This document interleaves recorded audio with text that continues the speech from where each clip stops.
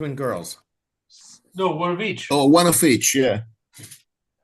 One Oh, of each. Rudy is one of each. Yeah. He went out of Yeah, Florida. so What? He go to Florida. He's been in Florida for a few Oh, weeks. okay. He packed for 2 days and he ended up staying for a few weeks. Okay. Now, how much is that to give Talia now? 11? What? How many does she have now? 11? You don't know. Where's Jim? She has a big day tomorrow. She's not Okay. coming. He told him to read the Cliff Notes. And Okay. uh, and Abigail's not coming. She messaged me. She'll watch the replay. Ah, Welcome to Garden of the Spirit, a class studying apples from the orchard for the second time, beginning after Pesach 2014. This class meets in Long Meadow, Massachusetts, the center of the universe, and is held in memory of Malka Ruth Bas Moshe, Margaret Vogel of blessed memory. Apples from the Orchard contains selections of teachings of Kabbalah from the Arizal, Rabbi Yitzchak Luria, based on the weekly Torah portion, superbly translated and explained by Rabbi Moshe Wisniewski. Yeah, but those aren't the only people in our class. We have at least two people who watch the video. Okay, where are we? we're on We're on page page 1013, 1013. 1013. Vayelech. Starting Vayelech.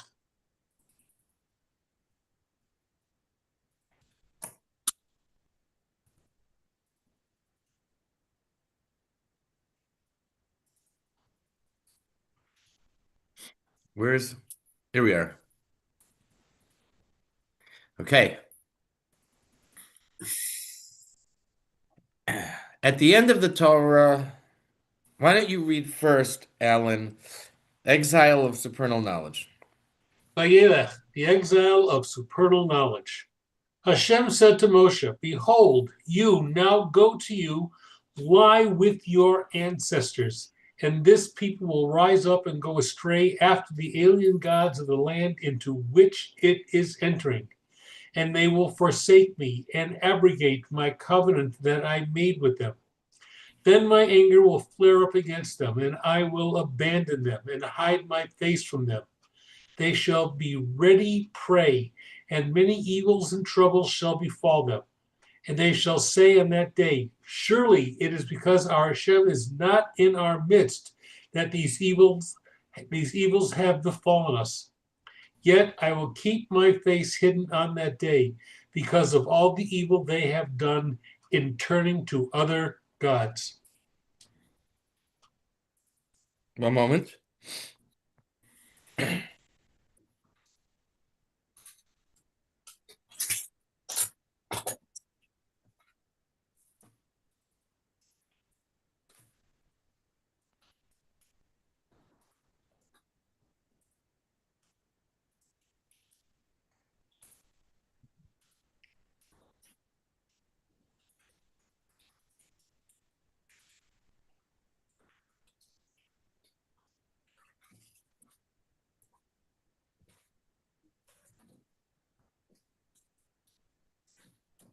Okay. All right. Sorry about that. At the end of the Torah, it says, no, no other prophet arose like Moshe in Israel. The Medrash points out that in Israel, no other prophet arose like him, but among the nations there was a prophet who was his match, Bilam. This was so the nations of the world could not claim that had they had a prophet of Moshe's caliber, they would have served Hashem as well. Okay, go ahead, Alan. You already know what our sages said concerning the verse, and there did not arise in Israel another prophet like Moshe. That in Israel no other prophet arose, but there did arise a comparable prophet amongst the Gentiles, that is, Bilam. According to the sages, Hashem granted Bilam the gift of prophecy in order to test the Gentile nations. Had they not had a prophet similar to Moshe, they could argue that they did not accept Hashem's sovereignty the way the Jews did because they had no leader of the stature the Jews did. Hashem therefore gave them a prophet of similar stature to Moshe. But the Gentile nations still did not take advantage of this and chose instead to remain distant from Hashem. Okay, both Moshe and Bilam personified Das, the third sphere of intellect. Moshe was das of holiness, while Bilam was das of klipa. Surprise, surprise. Das is the stage of intellect that applies the concepts in Chachma and Bina. Go Both, ahead. both Moshe and Bilam personified Das, the former in holiness, the latter in evil. As we know, Das is the sphere of consciousness. Chachma and Bina refer to the abstract intellect, while Das is the faculty of intellect that interprets Chachma and Bina vis-a-vis their relevance to the individual. Moshe, the transmitter of the Torah, our glimpse into Hashem's mind, is the spiritual force that grants us divine consciousness and thus personifies holy Das. Evil Das is simply all types of consciousness that are not Hashem oriented, from the simply self centered to the overly antagonistic. Adam ate from the tree of Das, good and bad. In other words, holiness and klipa of Das were mixed because of the sins of Adam and Hevel.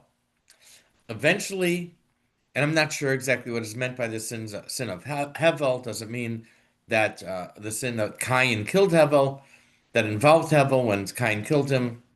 Most likely that's what it is. Or it could be his own faults.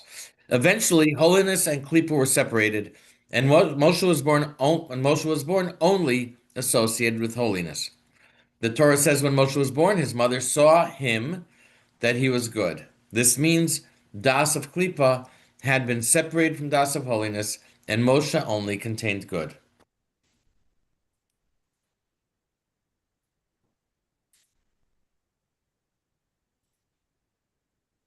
Ready? Yes, your turn, Ellen. At first, the good and evil Das were intermixed because of the sins of Adam and Chava. But afterwards, this was rectified, and Moshe was born embodying the good and holy Das alone. This is the mystical meaning of the verse describing Moshe's birth. And she, Moshe's mother, saw him that he was good.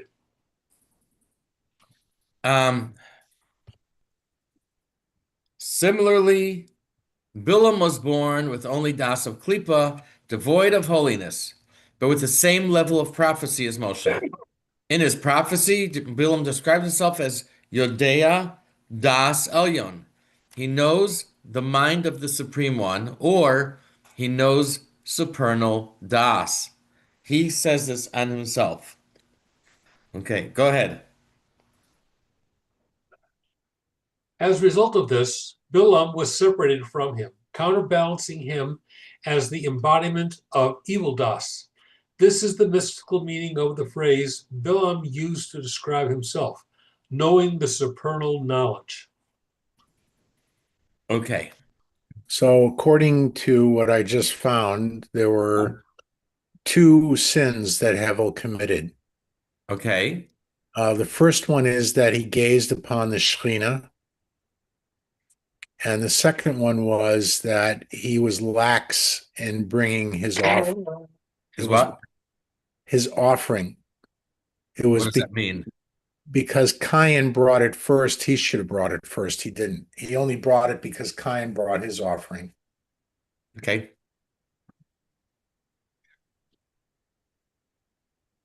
We've had before Hevel's fault or where he messed up. Okay, well, that's good to hear some specific Of things. course, for somebody to be killed in their lifetime, it is in retribution for past transgression. In earlier lifetime. Yeah. If somebody's killed in their current lifetime, it is due to some prior transgression in a prior lifetime. Yeah, there's a lot of that. Yeah, but for Hevel, there was no previous lifetime, according to the book. Yes, there might have been. There could very well have been. I don't think, okay. I don't know. The generation, thank you, Rudy. The generation of Moshe who left Egypt and died over the 40 years in the desert due to the sin of the spies are known as the Dor De'ah, the generation of Das. Usually this is explained because they received the Torah and had no concerns. They spent their entire day engaged in Torah. Here their reason implies it's because they were under the tutelage of Moshe, who personified Das. Let me write that. The Erev Rav, the crowd of mixed nations that left Egypt with Israel, were from Das of Klippa. We got a whole Das parade going here. Alan, go ahead. Indeed, Moshe's generation is called the generation of knowledge, for their consciousness was defined by their knowledge of Hashem. Counterbalancing them was the mixed multitude, whose consciousness was defined by evil knowledge. As we know, a mixed multitude of Gentiles left Mitzrayim together with the Jews. Moshe converted these converts to Judaism on his own, without consulting Hashem on this. Oral tradition tells us that this multitude was in fact not ready for this spiritual leap and caused much trouble during the 40-year trek in the desert. Specifically, we see here that they did not make the change from worldly, self-oriented consciousness to divine consciousness. Okay. I think I was supposed to. No, next thing. There were two incidents, so lucky for me, I didn't have to try to explain this. It was my Dvar Torah a couple weeks ago. So I took it and I cut out some parts. There were two incidents in Torah that lasted 130 years. The first took place after Adam and Chava sinned in the Garden of Eden. Out of great contrition, Adam separated from Chava for 130 years. The Torah tells us his son Shes was born when Adam was 130 years old. The second event,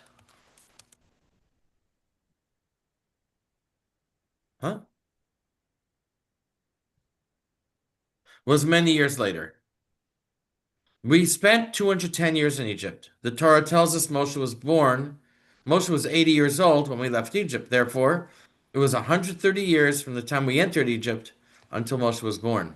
Two incidents that lasted 130 years. These two incidents are related. Although Adam had great regret for the sin of the tree of knowledge, it was wrong to separate from his wife.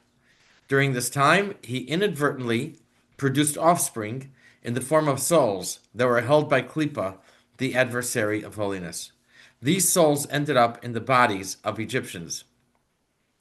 The Jewish people went to Egypt to reclaim those souls. These souls also came to earth at the time of the flood and the Tower of Babel, but they were not brought back to the realm of holiness. On the contrary, their sins caused the flood and the Tower of Babel. This gives us insight into why the Jews descended to Egypt and were enslaved. It was to reclaim these sparks of holiness in the souls of Egyptians through suffering and slavery. These Egyptians left Egypt with the Jews and are known as the Erev Rav, commonly called the mixed multitude. So we've had this a number of times. I think we also had it in last week's Parsha, Bo, maybe 4 years ago. Moshe saw a great opportunity to bring these souls back to holiness and consented that they join the Jewish people on their journey to the land of Canaan. Hashem, on the other hand, knew that their souls were not fully refined and they were not ready to join the Jewish people. In fact, many of the problems we read about when the Jews traveled in the desert were caused by them. The exile in Egypt was to repair Das, both for Israel and for the Egyptians. In fact, the gematria of Erev Rav is 474, the same as Das, 474.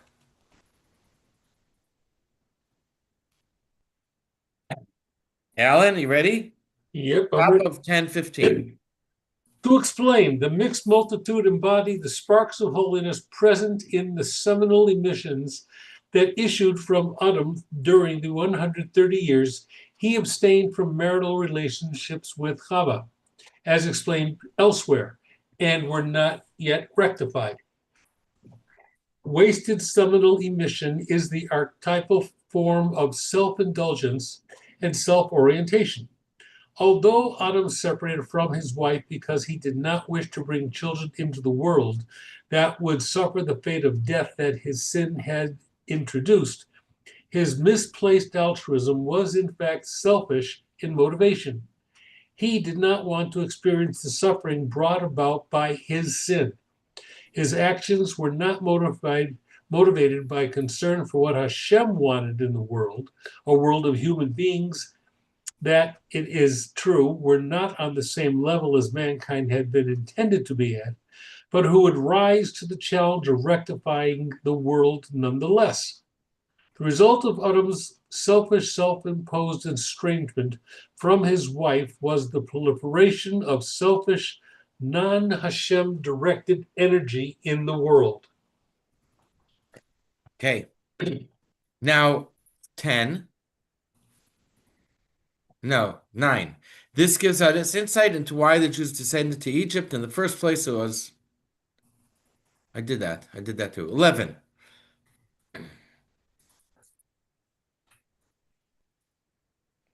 One minute.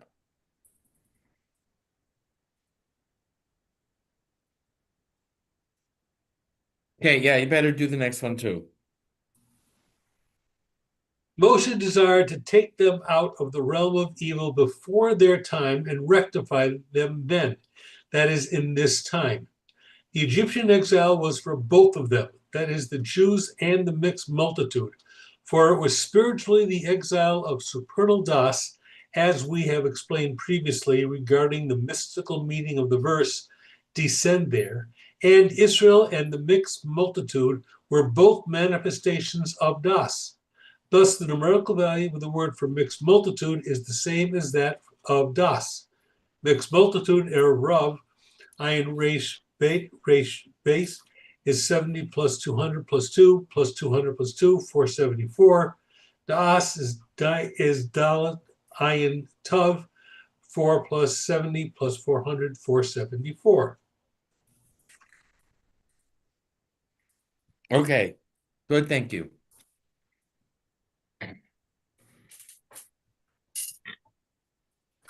The Talmud says, now here you see that they're, all the Hebrew, they're switching from different places. The Talmud says there are 5 psukim whose punctuation is unclear. One of them is in this parsha where Hashem speaks to Moshe. Does it in Vayelech? Does it read, "Behold, you will lie with your forefathers, but this people will rise up and stray after the gods"?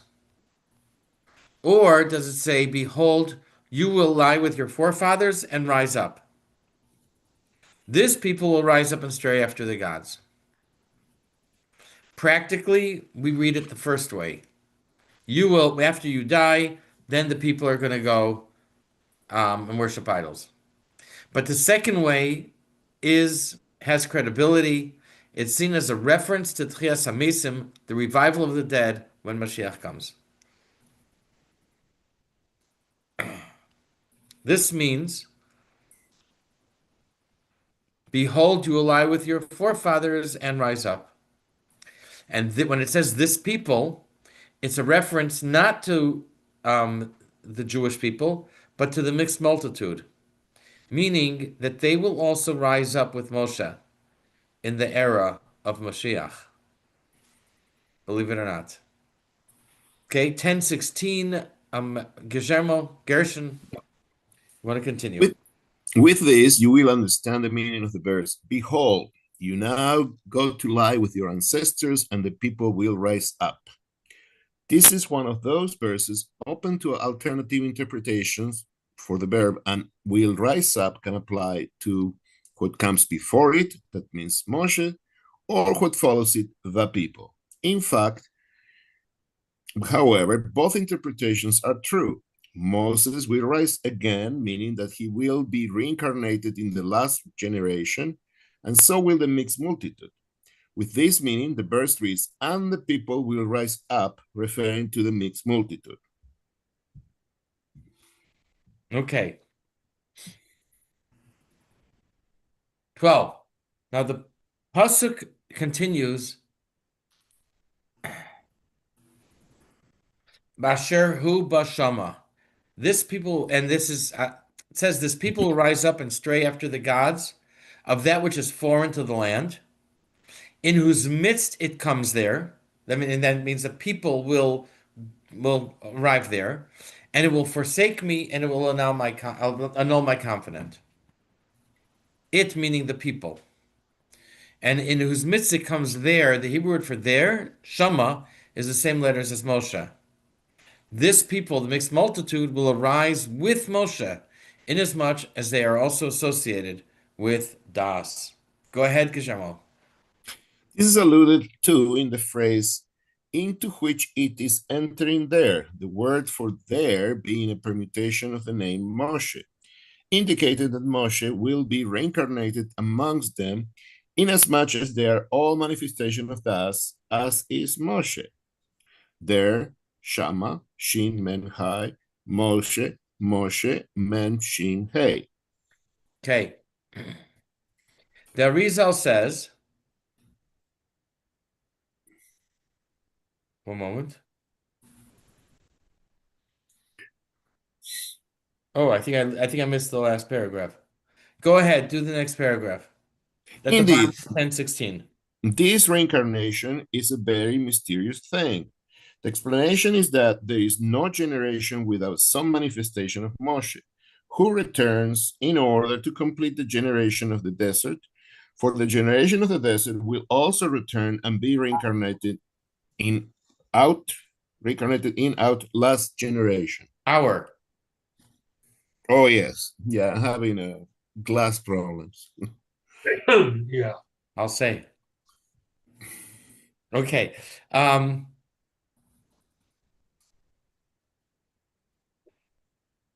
right. Now 13. The Arizal says that the people of his time also lived at the time of the golden calf, of the Arizal's time. The men did not stand up to the mixed multitude when they made the golden calf. And the women, on the other hand, refused to contribute gold and silver.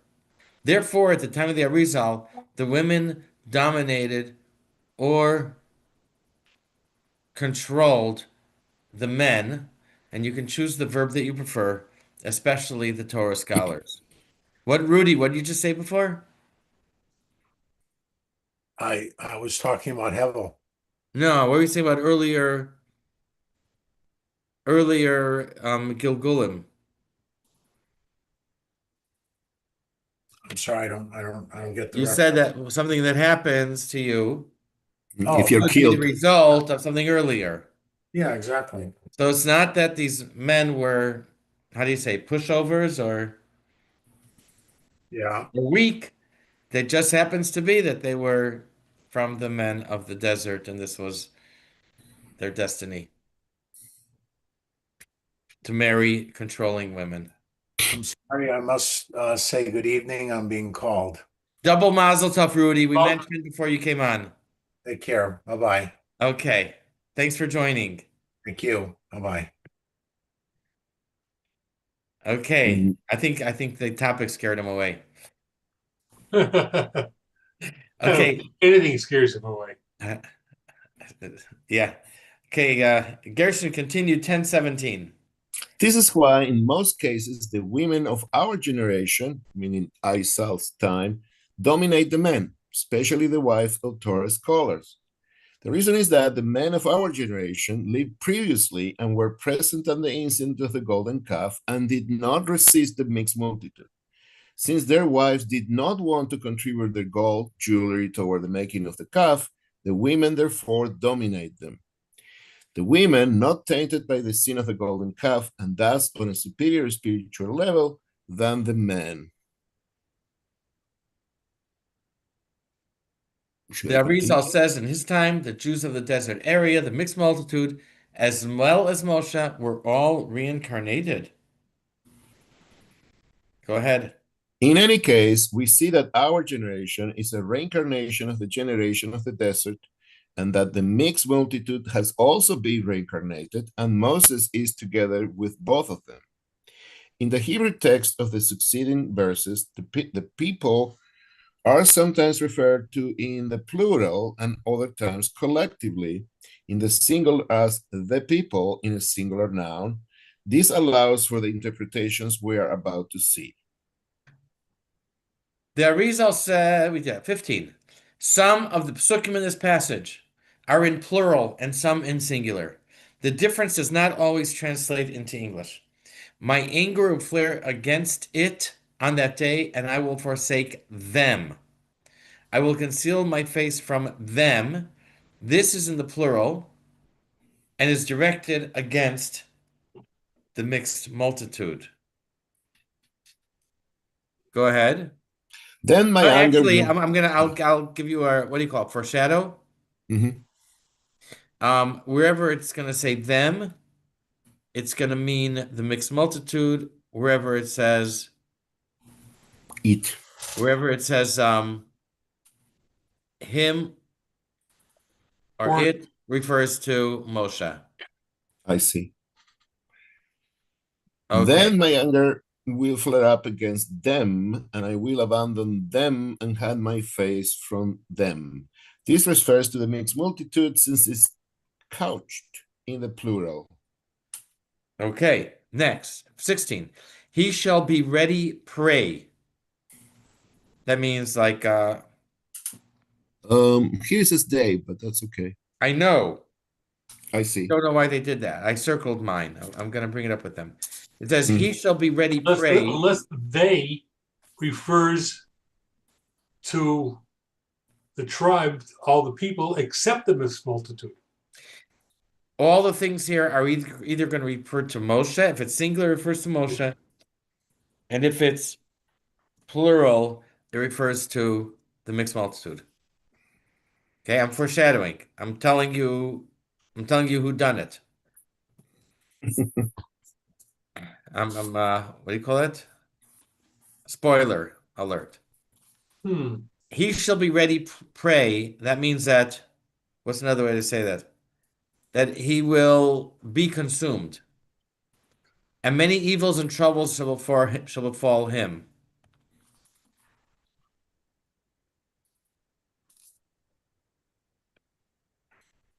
Oh, am I supposed to read? No, this is in, I was just fixing it. This is in the singular and refers to Moshe. This idea is also mentioned by the prophet Yeshaya.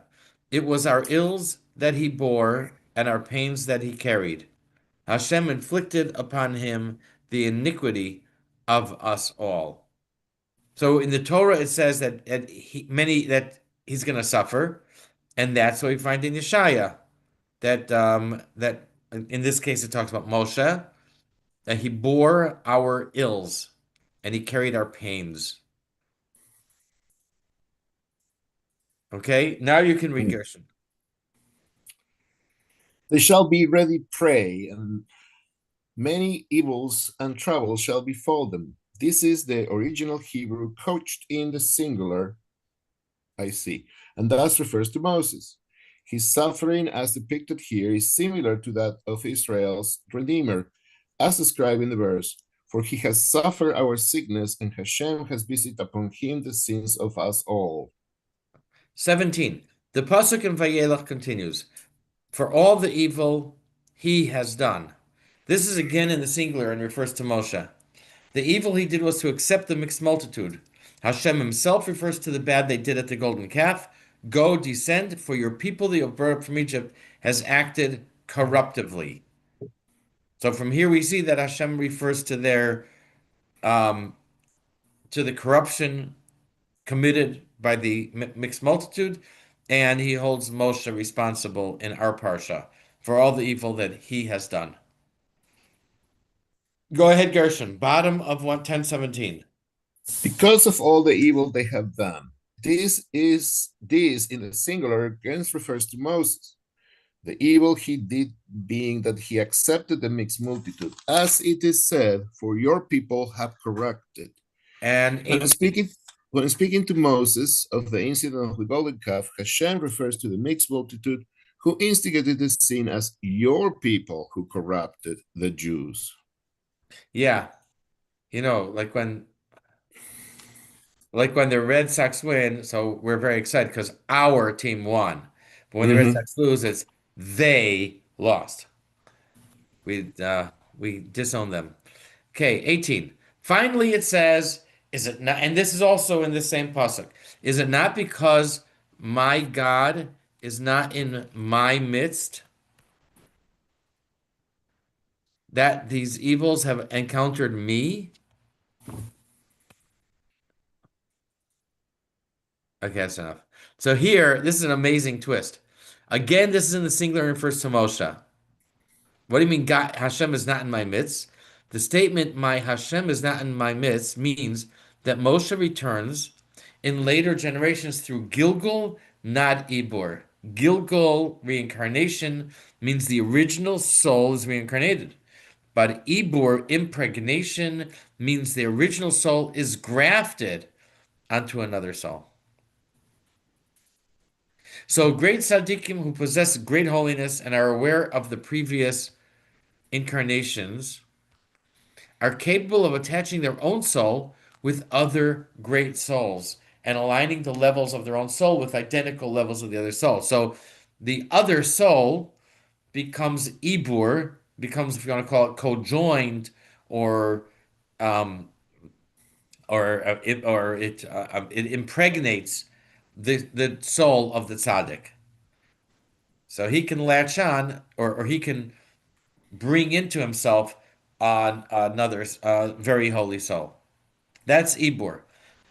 But Moshe's soul, however, returns in its original form, Gilgul, throughout the generations to redirect the Jewish people and the reincarnated souls of the mixed multitude.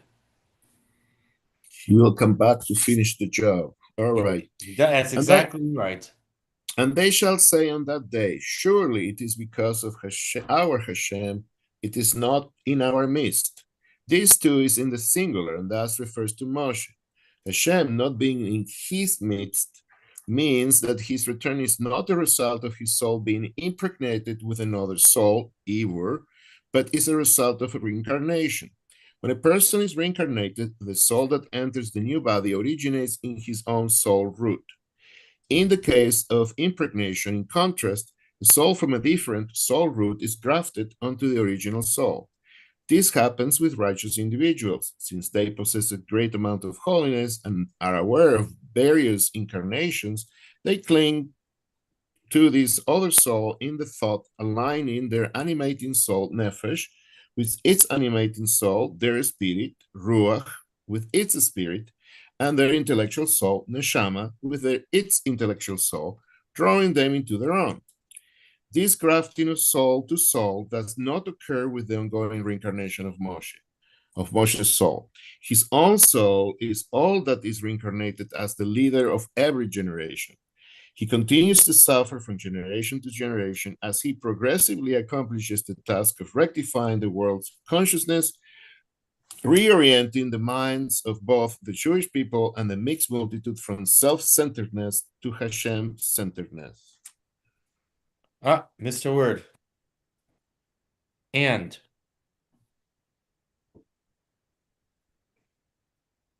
See? And is missing. Yes, unto Hashem-centeredness. Yeah. Look. The Jewish people and the mixed multitude. All right, yeah. Okay, that was 6 pages. We have 52 left. Let's stop sharing.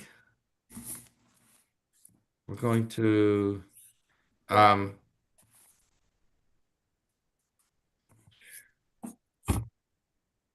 should Steve thank you.